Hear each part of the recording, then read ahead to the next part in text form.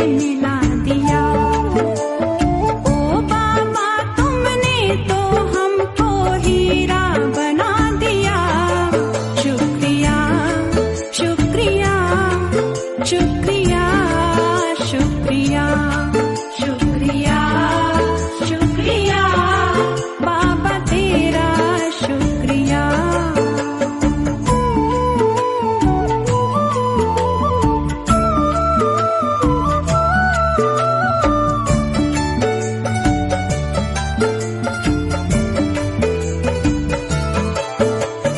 सोचा न था हमने कभी प्रभु का प्यार मिलेगा।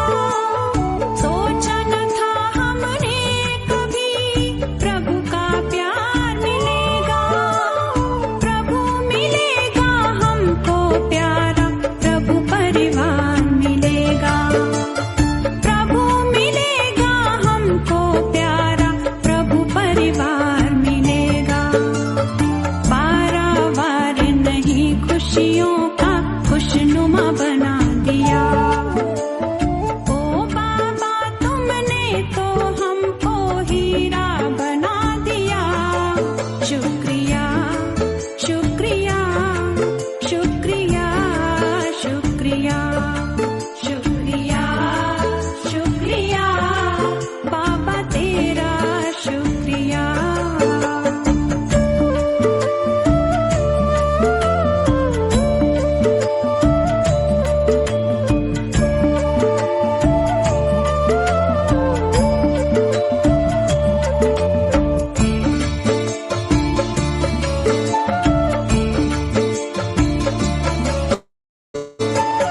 तन के मंजूषा में चेतन चम चम चमके हीरे। तन के मंजूषा में चेतन चम चम चमके हीरे। फैल रही रूहानी रोशनी जहां में धीरे धीरे। फैल रही रूहानी रोशनी जहां में धीरे धीरे। नई दुनिया की राह दिखाने रहनुमा बना दिया। ओ बाबा तुमने तो हमको हीरा बना दिया। शुक्रिया शुक्रिया शुक्रिया शुक्रिया शुक्रिया शुक्रिया शुक्रिया शुक्रिया शुक्रिया।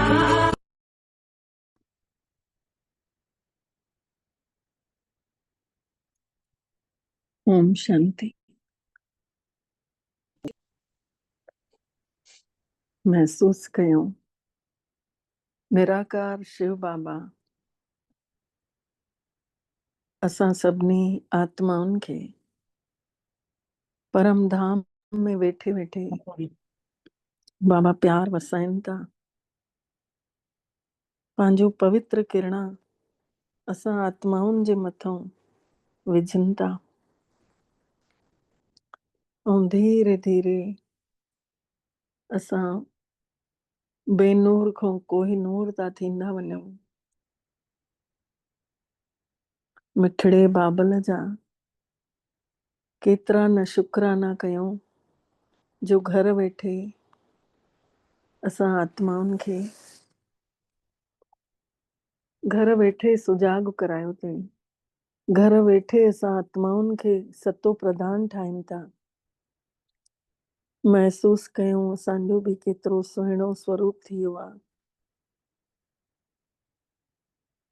मां शांत स्वरूप आत्मा, पवित्र स्वरूप आत्मा, निर्ण ते वेठे वेठे परमात्मा जी शक्तियुनि जो अनुभव कंदे मिठड़े बाबल जी मिठड़ी वाणी हिननि कननि सां ॿुधूं था।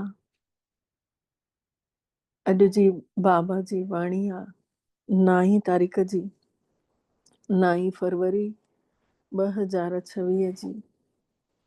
अॼु शिव बाबा असां आत्माउनि जे लाइ चवनि था, मिठड़ा ॿार गरीब निवाज़ बाबा तव्हांखे कौड़ी खां हीरे जहिड़ो ठाहिण आया आहिनि। परमात्मा जो पवित्र प्यार असां आत्माउनि खे कौड़ी खां हीरे जहिड़ो ठाहे थो, त तव्हां सदा उन जी श्रीमत ते हलंदा हलो। परमात्मा जी सुठे में सुठी मत, श्रेष्ठ मत, जंहिंखे श्रीमत चयो वेंदो आहे, त श्रीमत ते हलो। भगवान जी श्रीमत मिले थी असांखे हिन मिठड़ी मुरलीअ में।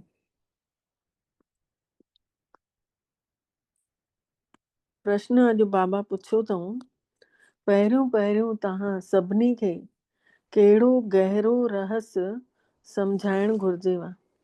पहिरियों पहिरियों तव्हां सभिनी खे कहिड़ो गहरो रहस्य सम्झाइणु घुर्जेव? उत्तर में बाबा चवनि था, पीउ ऐं ॾाॾे जो रहस्य। पीउ ऐं ॾाॾे जो रहस्य तव्हां ॼाणियो था, हिते असां बाबल मिठड़े वटि आया आहियूं। काथे आया आहियूं? मधुबन में जंहिंमहिल वेंदा आहियूं त बाबा जे साम्हूं वेंदा आहियूं। उते हे ॿई इकट्ठा आहिनि। शिव जी आत्मा बि इन्ही में ई आहे ऐं ब्रह्मा जी आत्मा बि आहे। हिकु आत्मा आहे त ॿियो परमात्मा आहे।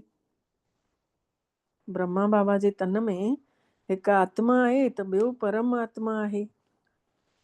त पहिरियों पहिरियों इहो ई गहरो रहस्य सभिनी खे सम्झायूं कि हिते बाबो ऐं शिव बाबा पीउ ऐं ॾाॾो ॿई इकट्ठा आहिनि। हे दादा जेको आहे, ॿुढड़ो शरीर जेको ब्रह्मा बाबा जो आहे, इहो भगवान कोन्हे ऐं माण्हू कॾहिं भगवान थी न सघंदो आहे। इंसान त इंसान ई चवराइजंदो, उन में गुण भले हूंदा, देवताई गुण, पर भगवान न चवराइजी सघंदो आहे। भगवान चइबो आहे निराकार परम पिता परमात्मा शिव बाबा खे। उहो पिता आहे शांति धाम जो रहण वारो। शिव बाबा आहे शांतीअ जे संसार जो रहण वारो। गीत आहे आख़िर उहो ॾींहुं अची वियो अॼु। ओम शांति। पीउ ऐं ॾाॾे जे द्वारा मतिलब शिव बाबा ऐं ब्रह्मा बाबा जे द्वारा सम्झाणी ॾियनि था। इहो त पको करे वठो, शरीर जे संबंधनि में मिटनि माइटनि में पीउ अलॻि हूंदो आहे, ॾाॾो अलॻि चवराइजंदो आहे। पीउ खां ॾाॾे जो वर्स प्रॉपर्टी मिलंदी आहे। पीउ जी गोद में ईंदो आहे ॿार, पर ॾाॾे जी प्रॉपर्टी जो हक़ु उन खे हूंदो आहे। चवंदा आहिनि ॾाॾे खां वरसो वठूं था। हाणे पीउ त आहे ग़रीब निवाज, त ग़रीब निवाज उन खे चइबो आहे जेको अची करे ग़रीबनि खे सरताज ठाहे थो। त पहिरियों पहिरियों त पको विश्वास हुजणु घुर्जे कि हे आहे केरु। ॾिसण में त साकारी माण्हू थो अचे, हिन खे त सभु ब्रह्मा चवंदा आहिनि ऐं तव्हां सभु ब्रह्मा कुमार ब्रह्मा कुमारियूं आहियो। ॼाणियो था कि असांखे वरसो मिले थो शिव बाबा खां, जेको सभिनि जो पीउ चयो वियो आहे। वरसो ॾियण लाइ सभिनी जो बाबो आयल आहे। बाबा वरसो बि ॾियनि था त सुख जो। पोइ वरी 2500 सालनि खां पोइ रावण दुख सां दुख ॾेई करे श्रापित थो करे छॾे। भॻतीअ में भगवान खे ॻोल्हण लाइ धिका खाईंदा हुआसीं, मिलंदो त कुझु बि न हुयो। भारत में रहण वारा ई ॻाईंदा हुआसीं, तुमी हो माता पिता तुमी हो बंधु सखा तुमी हो साथी तुमी सहारे, कोई न अपना सिवा तुम्हारे। पोइ वरी चऊं था कि तव्हां जॾहिं ईंदव त असांजो त हिकिड़ो तव्हां ई हूंदव, ॿियो कोई बि न हूंदो। ॿियो कंहिंसां गॾु असां मोह बि न रखंदासीं। बाबा चवनि था भॻतीअ में जंहिंमहिल हुयव तंहिंमहिल ईअं ॻाईंदा हुयव कि तव्हां अची वेंदव त पोइ असां ॿियो कंहिंसां मोह न रखंदासीं। असांजो त हिकिड़ो ई शिव बाबा ई हूंदो। ऐं तव्हां ॼाणियो था, हे बाबा, हे ग़रीब निवाज़, ग़रीब खे शाहूकार ठाहिण वारो, कौड़ी खे हीरो ठाहिण वारो, कलयुगी अपवित्र कंगाल खां सतयुगी सिरताज ठाहिण जे लाइ बाबल मिठड़ो आयो आहे। तव्हां ॿार ॼाणियो था कि हिते असां पीउ ॾाॾे वटि आया आहियूं। हे ॿई इकट्ठा आहिनि, शिव जी आत्मा बि हिन में आहे ऐं ब्रह्मा जी आत्मा बि आहे, त ॿई गॾु थिया न। हिकु आत्मा आहे ऐं ॿियो परमात्मा आहे। तव्हां सभु आत्माऊं आहियो। ॻायो वेंबो आहे, आत्मा परमात्मा ॾाढो समय धार धार रहियव, हाणे मेलो मस्तु लॻे थो, सुहिणो मेलो लॻे थो, जंहिंमहिल सतगुरु दलाल जे रूप में अची मिले थो, ब्रह्मा जे निरड़ ते, कंहिंखे ख़बर बि नथी पए। पहिरें नंबर में मिलण वारा तव्हां ई आत्माऊं आहियो। मतलब जेके आत्माऊं आहिनि उहे परम पिता परमात्मा पीउ सां वञी मिलनि था, जंहिंजे लाइ ही पुकारियो था कि हे भगवान, तव्हां उन्हीं जा बच्चा चवरायो था न। पीउ खां ज़रूरु वरसो मिलंदो आहे, पीउ खां ज़रूरु वरसो मिलंदो आहे। त बाबा चवनि था, भारत जेको सिरताज हुयो उहो हिनमहिल केॾो कंगाल थी वियो आहे। हाणे मां वरी तव्हां ॿारनि खे सिरताज ठाहिण आयो आहियां। परमात्मा आयो आहे असांखे कुल्हे ते चाढ़े मथे करण। तव्हां डबल सिरताज था ठहो। हिकु ताज थींदो आहे पवित्रता जो, आत्मा प्योर थींदी वञे थी, निरड़ो चमकंदो थो वञे, ॿियनि खे नज़र ईंदो, पंहिंजो पाण खे महसूस थींदो। तव्हां डबल सिरताज ठहो था। हिकु ताज थींदो आहे पवित्रता जो, उन में लाइट ई लाइट हूंदी आहे। ॿियो थींदो आहे रतन जड़ित त्याज, जंहिंमें रतन जड़ियल हूंदा आहिनि। त पहिरियों इन्हीअ गहरे रहस्य खे सभिनी खे सम्झाइणो अथव कि हे पीउ ऐं ॾाॾो ॿई इकट्ठा आहिनि। इहो गहरो रहस्य बाबा चवनि था सभिनी खे सम्झाणी ॾियो कि हे पीउ ॾाॾो ॿई इकट्ठा आहिनि, पर हे भगवान कोन्हे। ब्रह्मा बाबा भगवान कोन्हे, माण्हू भगवान थींदो ई कान्हे। भगवान त चइबो आहे निराकार खे, उहो पिता आहे शांति धाम में रहण वारो, जाते तव्हां सभु आत्माऊं रहो थियूं, जंहिंखे वाणीअ खां परे शांत धाम, निर्वाण धाम, मतलब वाणीअ खां परे अवस्था चइबो आहे। पोइ वरी तव्हां आत्माउनि खे शरीर धारण कर, शरीर खे धारणा कयूं था, देह ने देही धारण करे, देही ने देह खे धारण करे हिते पार्ट वॼाए, पार्ट वॼाइण ईंदो आहे माण्हू। 2500 साल सुख जो पार्ट ऐं 2500 साल दुखनि जो पार्ट। जेॾी महिल दुखनि जो अंत थो थिए, तॾहिं पोइ मिठड़ो बाबा चवनि था कि भई मां अचांव थो पियो, मां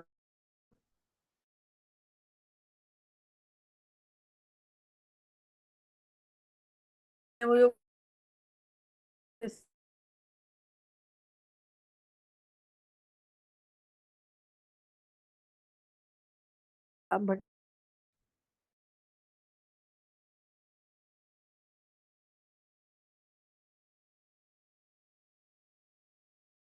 मद अचो था करण घुर्जनि में थोड़ा ॾींहंनि लाइ, हफ़्ते लाइ तव्हां ॿाहिरि कुझु बि न अचे। हिते आई मां ब्रह्मा शिव सां ब्रह्म शू कान हिते में ॿियो अथल ई कोन। जेके ब्राह्मण उहे शरीर उथी विया के ब्राह्मण उन्हनि खे शूद्र चयो वियो। उन्हनि जो संग त हिते अथव में, उते त शूद्रनि आहे ई कान, हिते अथव ई ब्राह्मणनि जो संग। ब्राह्मण ॼाण शिव बाबा ब्रह्मा खे नरक खां स्वर्ग जो ठाहिण, शिव बाबा ब्रह्मा जे द्वारा राजधानीअ जो मालिक ठाहिण आया आहिनि। हाणे असां मालिक कोन आहियूं, हिन महिल असां छोकी पतित आहियूं त मालिक कोन आहियूं। असां पवित्र हुयासीं, पोइ वरी 84 जो चक्कर लॻाए ऐं सतो रजो तमो में आया आहियूं। ॾाकण वारे चित्र में 84 जन्मनि जो बरोबर हिसाब लिखियल पियो आहे। बाबा वेही करे ॿारनि खे सम्झाणी ॾियनि था। जिन ॿारनि ने पहिरियों जिन ॿारनि सां मिलां थो उन्हनि खे ई पहिरियों सतयुग में बि अचिणो आहे। तव्हां 84 जन्म वरिता अथव। रचता ऐं रचना जो सॼो ज्ञान हिक ई परमात्मा वटि ई आहे। उहो ई माण्हुनि जी सृष्टिअ जो ॿिज आहे। भगवान ई ॿिज आहे जंहिंमां सॼी सृष्टि प्रस्फुटित थिए थी। ज़रूर ॿिज में ई ज्ञान हूंदो कि हिन वण खे कीअं ठाहिणो आहे, कीअं हिन जी पालना करणी आहे, कीअं हिन जो विनाश थियणो आहे। इहे ई त ॻाल्हियूं बाबा ई सम्झाइनि था। तव्हां हाणे ॼाणियो था कि असां भारतवासी ग़रीब आहियूं। जॾहिं देवियूं देवता हुयासीं त केतिरा शाहूकार हुयासीं, हीरनि सां खेॾंदा हुयासीं, हीरनि जे महलनि में रहंदा हुयासीं। हाणे उहो ई बाबो यादि ॾेवारनि था ॿारनि खे कि तव्हां कीअं 84 जन्म वरिता अथव। पहिरियों तव्हां केॾा सुठा हुयव। सॾ बि कयूंसि था, हे भॻवान, हे पतित पावन ग़रीब निवाज अच, असां ग़रीबनि खे स्वर्ग जो मालिक वरी सां ठाहे वञ।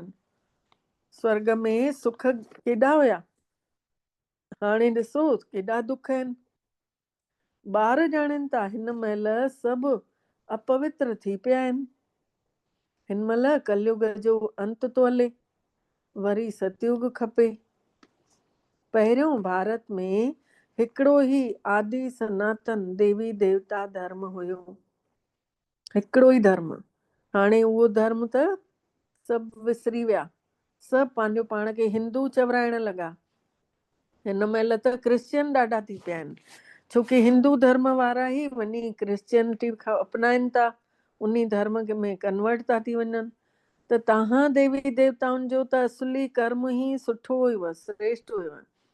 तव्हां पवित्र घर गृहस्थ में रहण वारा हुयव, पाण में कॾहिं बि विकार न हुयव। हाणे रावण जी राजाईअ में अपवित्र घर गृहस्थ में रहण वारा थी विया आहियो, इन करे दुखी लॻा पिया आहियो। सतयुग खे चइबो आहे शिवालय, शिव बाबा जो ठहियल स्वर्ग। बाबा चवनि था मां अची करे तव्हां ॿारनि खे शूद्र खां ब्राह्मण ठाहे तव्हांखे सूर्यवंशी चंद्रवंशी राजधानीअ जो वरसो ॾियांव थो। तव्हां ॿारनि खे शूद्र खां ब्राह्मण ठाहे तव्हांखे सूर्यवंशी चंद्रवंशी राजधानीअ जो वरसो थो ॾियांव।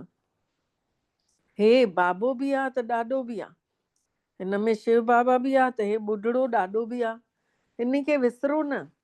शिव बाबा ब्रह्मा जे द्वारा ई असांखे स्वर्ग जे लाइक़ु ठाहिनि था, छोकी पतित आत्मा त मुक्ति धाम में वञी न सघंदियूं जेसी ताईं पावन न ठहंदियूं। हाणे बाबा चवनि था मां अची करे तव्हांखे पवित्र ठहण जो रस्तो ॿुधायांव थो। मां तव्हांखे पदम पति स्वर्ग जो मालिक ठाहे करे वियो हुमांव। बरोबरु यादि आयव कि भई मां तव्हांखे स्वर्ग जो मालिक ठाहे करे वियो हुयोमांव, त यादि आयव। उन महिल असां ॾाढा थोरड़ा हुयासीं, हाणे त ॾिसो केतिरा ढेर माण्हू आहिनि। सतयुग में त 9 लख हूंदा आहिनि। त बाबो मिठड़ो चवनि था, मां अची ब्रह्मा जे द्वारा स्वर्ग जी स्थापना, शंकर जे द्वारा विनाश थो कराए छॾियां। तयारियूं त सभु करे रहिया आहिनि। जीअं 5000 साल पहिरियों कयूं हुयूं, तीअं ई करे रहिया आहिनि। केतिरा त बम ठाहिनि था। 5000 साल पहिरियों बि हिते महाभारत लड़ाई लॻी हुई। भगवान ने अची करे राजयोग सेखारे सभिनी माण्हुनि खे नर खां नारायण ठाहे छॾियो हुई त ज़रूरु कलयुगी पुराणी दुनिया जो विनाश थियणु घुरिजे। सॼे भंबोर खे बाहि लॻणी आहे, न त विनाश कीअं थिए। अॼुकल्ह त बमनि में बि आग भरनि था, बाहि भरनि था बमनि में बि, कि काथे फेंकींदा त उते सॼो ख़तमु। मूसलाधार बरसात, भूकंप सभु थींदा त विनाश थींदो। पुराणे संसार जो विनाश नए संसार जी स्थापना थिए थी। हे अथव संगम युग। रावण राज्य मुर्दाबाद थी करे राम राज्य जिंदाबाद थींदो आहे। नई दुनिया में श्री कृष्ण जो राजाई हुई। लक्ष्मी नारायण जे बदिले श्री कृष्ण जो नालो था वठी वठनि, छोकी श्री कृष्ण आहे सुहिणो। श्री कृष्ण आहे सुहिणो, सभिनी खां प्यारो ॿार। माण्हुनि खे इहो पतो ई कोन्हे। श्री कृष्ण जी अलॻि राजधानी हुई ऐं राधे जी अलॻि राजधानी, मतिलबु ॿिए शहर जा हुया। भारत सिरताज हुयो, हिन महिल भारत कंगाल थी वियो। मतिलबु गुणनि में भरपूर हुया, हाणे उहो ई भारत में गुणनि वारा माण्हू ई कोन्हनि। त बाबा चवनि था, वरी अची परमात्मा पिता सिरताज ठाहिनि था। हाणे बाबा चवनि था पवित्र ठहो ऐं मांखे दिली दिल में यादि कंदा रहो त तव्हां सतो प्रधान थी वेंदव। आत्मा सच ॾे खिचंदी खिचंदी उन्ही में चमक भरजंदी वेंदी। वरी जेके सेवा करे पाण जहिड़ो ठाहींदव जंहिंखे, उहे बि त ऊंचो पद पाईंदा, उहे बि त डबल सिरताज ठहंदा। सतयुग में राजा राणी ऐं प्रजा सभु पवित्र रहंदा आहिनि। हिन महिल त आहे ही प्रजा जो राज, ॿिन्हिनि खे ताज कोन्हे। बाबा चवनि था हिन महिल ॿिन्हिनि खे ताज कोन्हे। कंहिंखे कंहिंखे? राजा राणी ॿिन्हिनि खे कोन्हे। बाबा चवनि था जॾहिं अहिड़ी हालत थी थी वञे तॾहिं त मां अचां थो। हाणे मां तव्हां ॿारनि खे राजयोग सेखारे रहियो आहियां। मां आहियां पतित पावन। हाणे तव्हां मूंखे यादि कयो था। जीअं जीअं यादि वधेव थी तीअं तीअं आत्मा मां खाद निकिरंदी थी वञे, मिलावट निकिरंदी थी वञे। पोइ वरी आत्मा सचो सोन सतो प्रधान ठही वेंदी। हिन महिल श्याम खां सुहिणो ठहिणो अथव। सोन में खाद पवण सां कारो थी वेंदो आहे न। त हाणे बाबे जी यादि सां इन खाद खे निकारणो आहे। बेहद जो बाबा चवनि था, तव्हां काम विकार में वेही करे कारा थी आओ। हाणे ज्ञान जी चिता ते वेहो, सभिनी सां मोह मिटायो। तव्हां आशिक आहियो हिकिड़े माशूक जा। भगत सभु भगवान खे यादि कंदा आहिनि न। सतयुग त्रेता में भक्ति त थींदी कान्हे, उते त ज्ञान जी प्रारब्ध अथव। सतयुग त्रेता में हिते जेतिरो ज्ञान वठूं था उते ओतिरो सुखी रहूं था। त बाबा अची करे ज्ञान सां राति खे ॾींहुं थो ठाहे छॾे। अधु राति जो बि जाग थिए थी त परमात्मा पिता खे पिया यादि कयूं था, उन्ही सां ॻाल्हायूं था। त राति जो बि असांजे लाइ ॾींहुं आहे, राति जो बि असां कमाई था कयूं ॾींहं वांगुरु। ईअं न कि शास्त्र पढ़ण सां ॾींहुं अची वेंदो, उहा त आहे भॻतीअ जो सामान। ज्ञान जो सागर पतित पावन हिकिड़ो ई परम पिता परमात्मा आहे। उहो अची करे सृष्टिअ जे चक्र जो ज्ञान असां ॿारनि खे सम्झाणी ॾियनि था ऐं योग बि सेखारनि था। ईश्वर सां योग लॻाइण वारा ॿार, ईश्वर सां योग लॻाइण वारा योग योगेश्वर ऐं वरी ठहनि था राज राजेश्वर राज राजेश्वरी। तव्हां ईश्वर सां ई राजेश्वर राजाउनि जा राजा ठहो था। जेके पवित्र राजाऊं हुया उहे वरी पतित राजाऊं था थी वञनि, अपवित्र था थी वञनि। पाण ई पूजनीय था ठहूं, जंहिंमहिल आत्म स्वरूप में आहियूं हर कोई मने थो, जंहिंमहिल देह था सम्झूं पोइ सभिनि जा पिया धक चंबा ॿुधूं, दड़का ॿुधूं। आपे ई पूज्य आपे ई पुजारी ठही था वञूं। त हाणे जेतिरो थी सघेव यादि जी यात्रा में रहणो अथव। जीअं आशिक ऐं माशूक खे यादि कंदा आहिनि न आशिक, जीअं न्याणीअ जी सगाई थींदी आहे, मङणो थींदो आहे त छोकिरो छोकिरी हिक ॿिए खे यादि कंदा आहिनि। हाणे हे जेको माशूक आहे परमात्मा, उन्ही जा त घणा ई आशिक आहिनि भक्तीअ में बि, ऐं असां उनखे हाणे सम्झो अथसीं।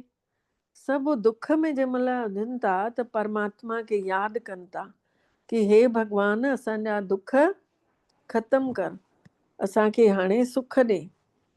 हिते त न शांती आहे न ही सुख आहे। सतयुग में त ॿई आहिनि। बाबा चवनि था हिते न शांती थी महसूस थिए दुनिया वारनि खे न सुख, ऐं तव्हांखे ॿई शयूं अथव।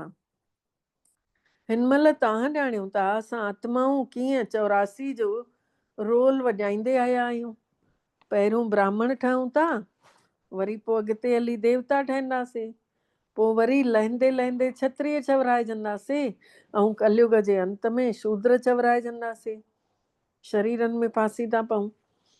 त इहा 84 जी सीढ़ी बि ॿुद्धीअ में अथव न। त हाणे जेतिरो थी सघेव परमात्मा पिता खे यादि करणो अथव त पाप कटिजी वेंदव।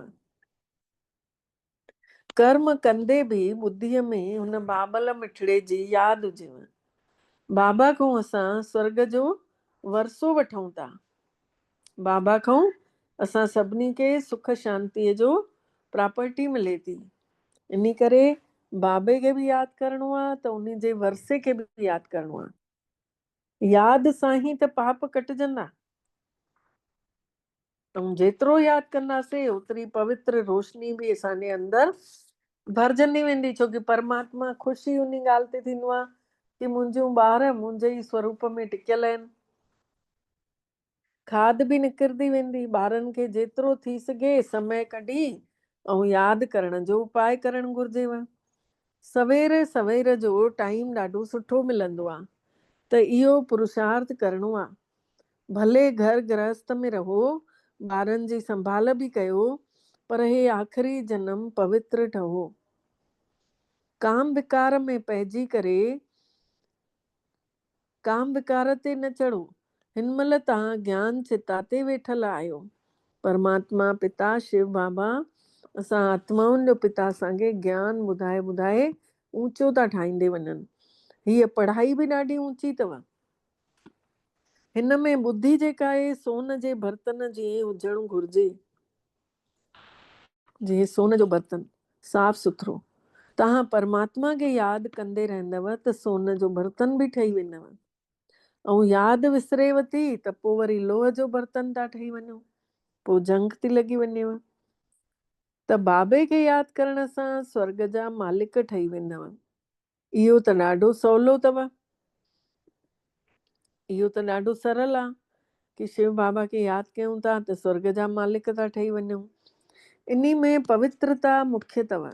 यादि सां ई पवित्र ठही वेंदव ऐं सृष्टि चक्र खे यादि करण सां स्वर्ग जा मालिक ठही वेंदव। तव्हां कंहिंखे बि घर परिवार न छॾिणो आहे। घर गृहस्थ में बढ़िया सां व्यवहार सां रहणो आहे, सभिनी सां हुजे। ऐं बाबा चवनि था 63 जन्म तव्हां अपवित्र संसार में रहिया आहियो। हाणे शिवालय अमरलोक में हलण लाइ तव्हां हे हिकिड़ो जन्म छड़ो पवित्र रहो, त पोइ छा थियो कीअं थियो। ॾाढी बाबा चवनि था अगरि हिन महिल 63 जन्म तव्हां अपवित्र संसार में रहियव, हाणे शिवालय अमरलोक में हलण लाइ तव्हां हिकु जन्म अगरि परमात्मा जे नाले ते पवित्र रहंदव त छा थी वेंदो। घणी कमाई थी वेंदव इन हिकु जन्म में। 5 विकारनि खे बि त जीतणो अथव, तॾहिं त जगत खे जीते सघंदव। न त पद ई न पाए सघंदव। बाबा चवनि था मरणो त सभिनी खे आहे, हे आख़िरी जनम आहे, वरी तव्हां वञी नए दुनिया में राजाई कंदव, हीरे जवाहरातनि जूं खजाननि सां भरपूर थी वेंदव। हे जेके ज्ञान जा रतन आहिनि इहे असांजे लाइ हीरा मोतियूं कमु कंदा। इहे ई हीरे जवाहरातनि सां असांजूं खानियूं भरपूर थी वेंदियूं, ॿुद्धीअ में वेहंदा वेंदा। उते तव्हां, बाबा चवनि था उते काथे, सतयुग में तव्हां हीरे जवाहरातनि सां खेल खेॾंदव। त अहिड़े परमात्मा पिता जा ॿार थी करे उन जे चए में हलणु घुर्जेव न। परमात्मा जी आज्ञा ते हलण सां ई सुठा ठहंदासीं, ऐं रावण जे चए ते हलण सां तव्हां भ्रष्टाचारी थी विया आहियो। त हाणे बाबा जी श्रीमत ते हली करे तमो प्रधान खां सतो प्रधान ठहिणो अथव। भगवान जी आज्ञा ते हली तमो प्रधान खां सतो प्रधान ठहिणो आहे। बाबे खे यादि करिणो आहे, ॿी काई तकलीफ़ जी बाबा ॻाल्हि ई नथा कनि। ऐं बाबा कॾहिं पीउ आहे न, कॾहिं तकलीफ़ ॾींदो छा। भॻतीअ में तव्हां ॾाढा धका खाईंदा आहियो। हाणे छड़ो बाबे खे यादि कयो बसि, ऐं सृष्टि चक्र खे यादि कयो। बाबा खे यादि कयो ऐं सृष्टि चक्र खे यादि कयो। केतिरा भेरा तव्हां राजाई वरिती अथव, केतिरा ॿार विञाई अथव। 2500 साल अथव सुख ऐं 2500 साल अथव दुख। सतयुग त्रेता सुख ऐं द्वापर कलयुग दुख। त बाबा चवनि था कि मां हर 5000 सालनि में संगम युग ते अचां थो। बाबा अचनि था संगम युग ते हर 5000 सालनि में। ऐं बाबा चवनि था तव्हांखे सुखनि जे संसार जो मालिक थो ठाहे छॾियांव। अचां थो संगम ते ऐं अची करे तव्हांखे सुखनि जे संसार जो मालिक थो ठाहे छॾियांव। हिन महिल तव्हांखे यादि आयो अथव कि असां कीअं सृष्टिअ जो चक्कर लॻायूं था। हे चक्कर ॿुद्धीअ में रखिणो अथव। बाबा आहे ज्ञान जो सागर। तव्हां हिते बेहद जे बाबा जे साम्हूं वेठा आहियो। ऊंचे खां ऊंचो भगवान प्रजापिता ब्रह्मा जे द्वारा तव्हां सभिनी खे वरसो ॾियनव था। त हाणे विनाश थियण खां पहिरें बाबा खे यादि कयो ऐं पवित्र ठहो। बाबा खे यादि कयूं ऐं पवित्रता वधाईंदे वञूं, बाबा जूं किरणा वठंदे रहूं। अच्छा, पोइ बाबा जो यादि प्यार। अच्छा, मिठड़े मिठड़े सिकी लधे ॿारनि प्रति माउ पीउ जो यादि प्यार ऐं गुड मॉर्निंग। रूहानी बाबल जी रूहानी बचड़नि खे नमस्ते। ऐं असां रूहानी ॿारनि जी बि रूहानी बाबल मिठड़े खे दिल जो यादि प्यार, गुड मॉर्निंग ऐं नमस्ते बाबा नमस्ते। शुक्राना बाबल तव्हांजा बारंबार दिल सां शुक्राना जे तव्हां असांखे पंहिंजो कयव ऐं असां सभिनी जो पदमा पदम भाग्य जाॻायो।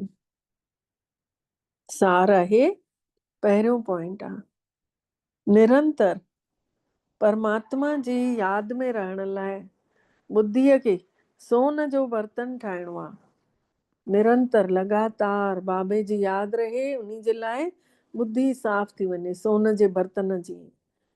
कर्म कंदे बि परमात्मा जी यादि हमेशह हुजे, छोकी यादि सां ई पवित्र लाइट भरजंदी वेंदी ऐं इहा पवित्रता जी लाइट आत्मा खे चमकाईंदी। ॿियो पॉइंट आहे मुरली कॾहिं बि मिस न करणी अथव।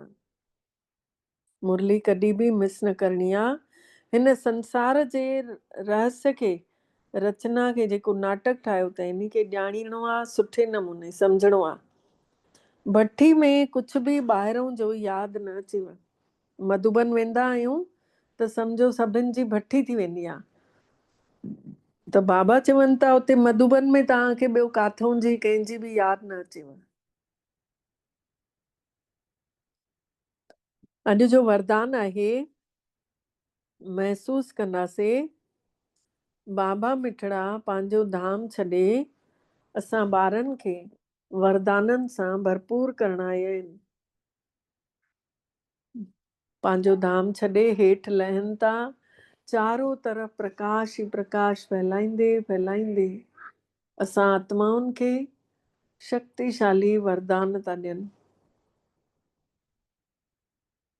धीरे धीरे असां आत्माऊं इन वरदाननि खे पंहिंजे जीवन था ऐं बाबा जी श्रीमत जो पालन था कयूं।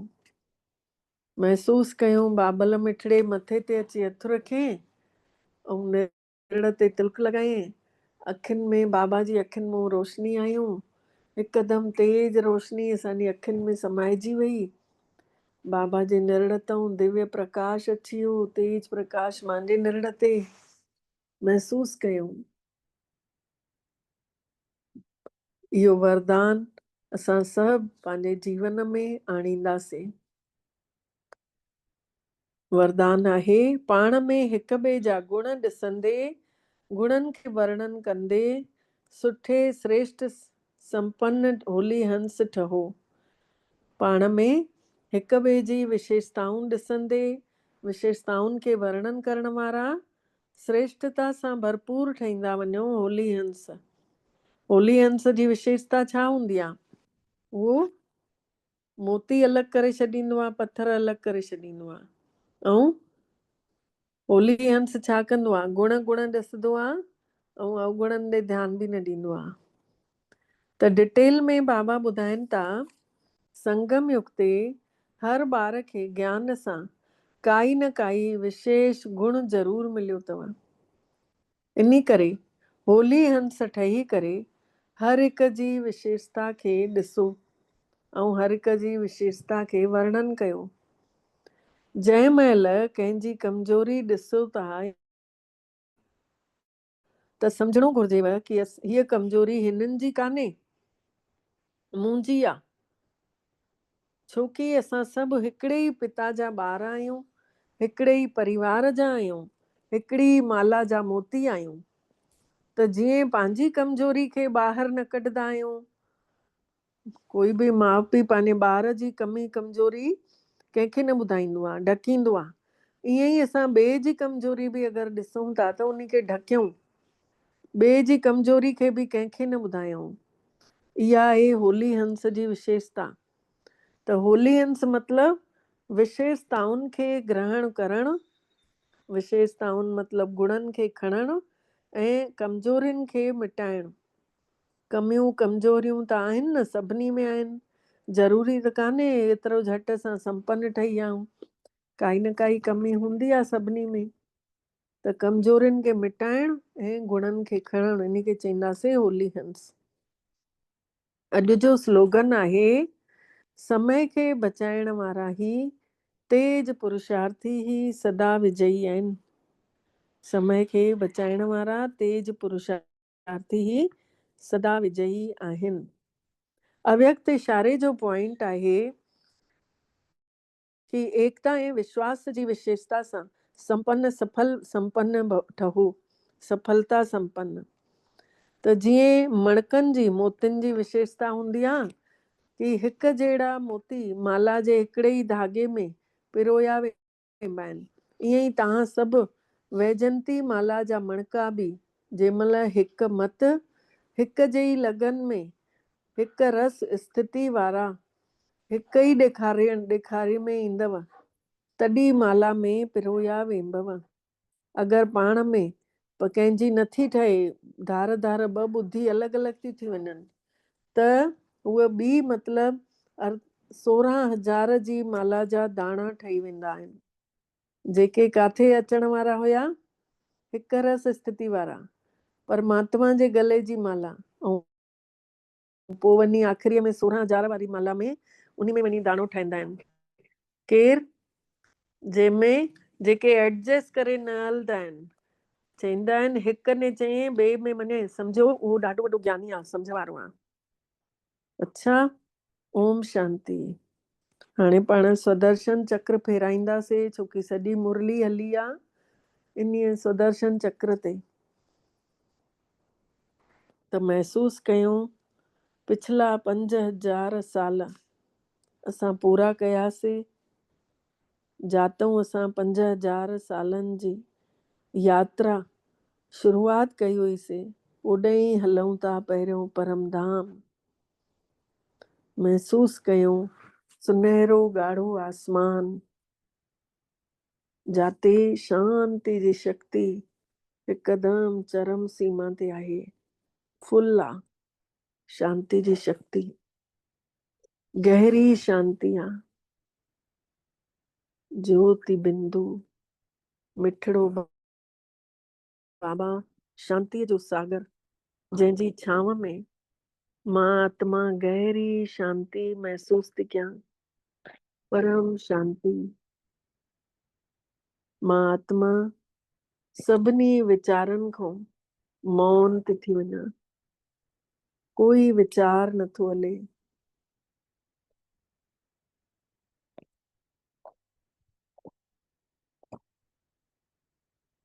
हिकदमि शांत, परम शांत, सभिनी शक्तियुनि सां भरपूर।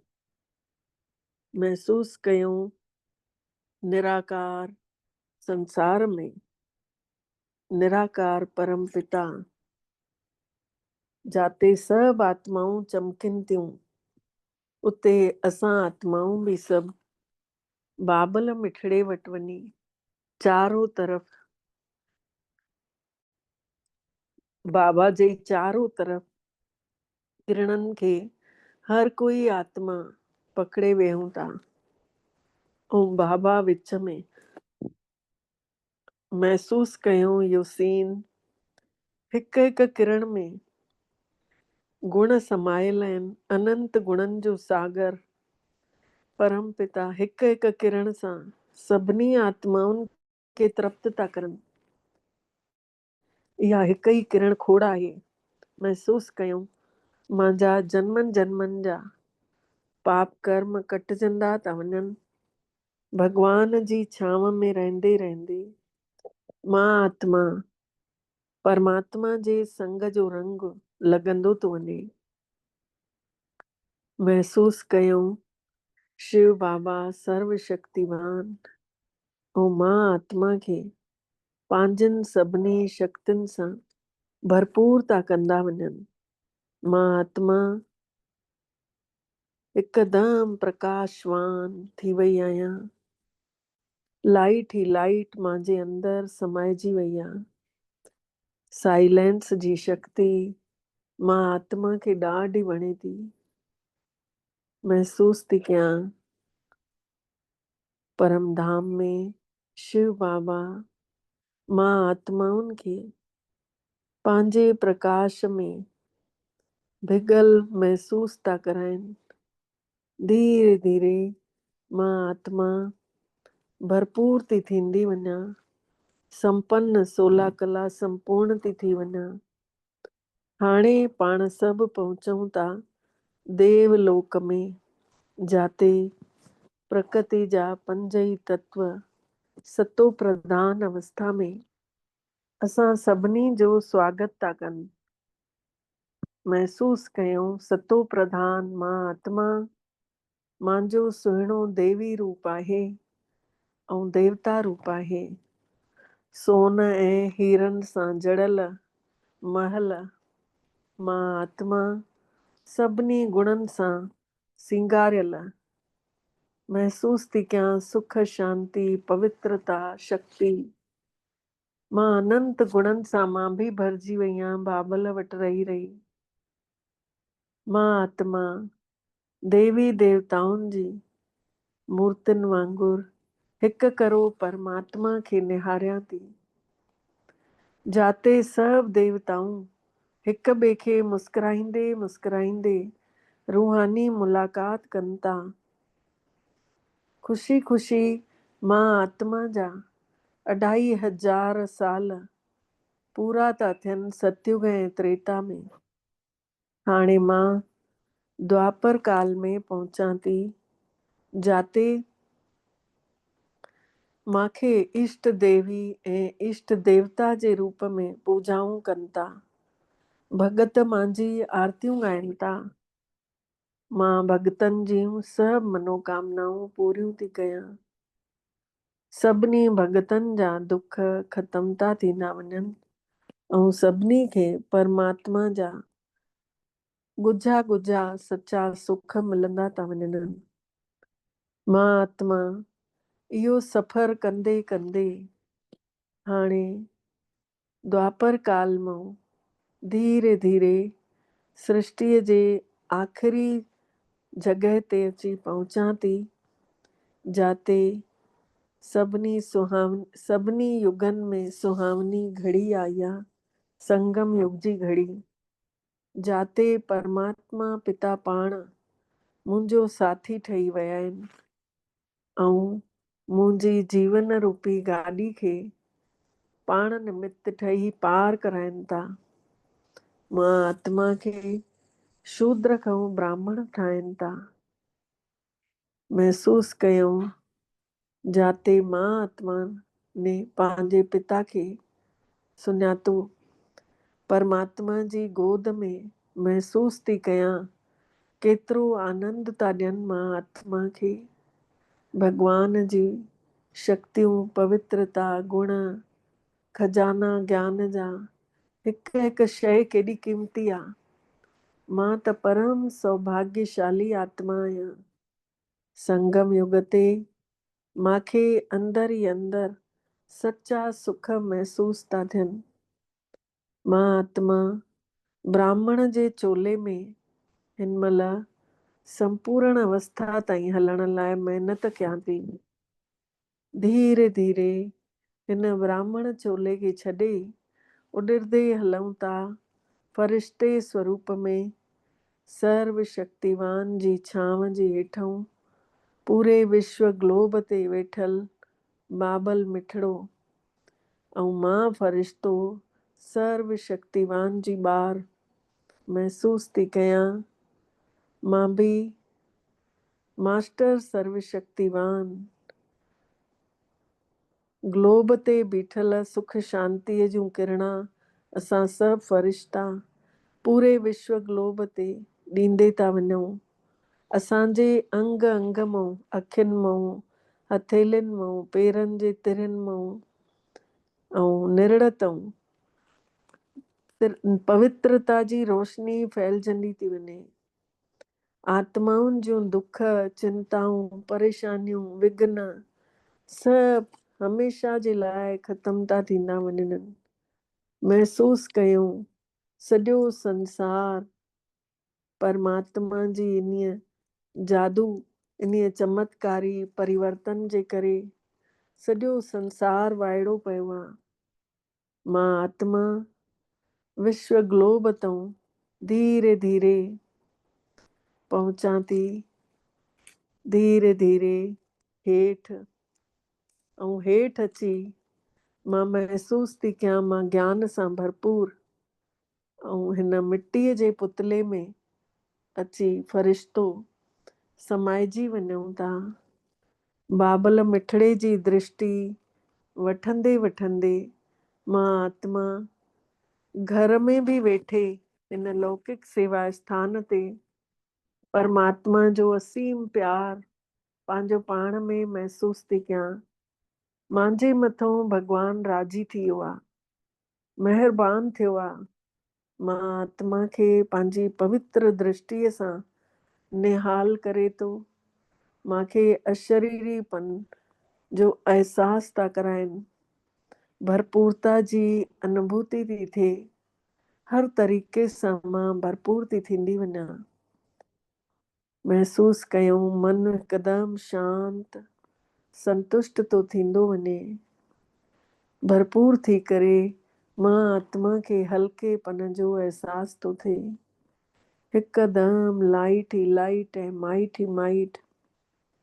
ईअं थो लॻे जीअं मां उॾरां थी पई भॻवान जे प्यार में, साइलेंस जी शक्तिअ सां मां आत्मा निरंतर परमात्मा किरणनि में उॾिरदी थी वञा। भगवान जूं शक्तियूं मां आत्मा खे हल्को करे छॾियो अथऊं।